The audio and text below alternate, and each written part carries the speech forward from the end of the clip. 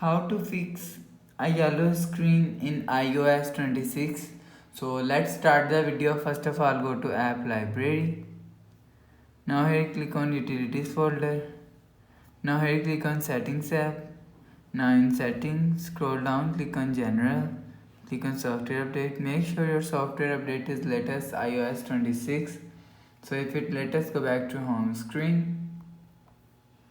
Now here scroll down, click on display and brightness.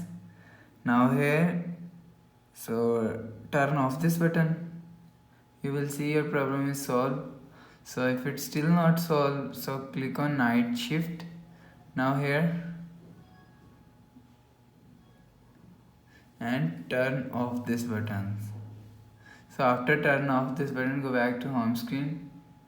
So that's how you can fix yellow screen in iOS 26. Hope so you like the video. Thanks for watching.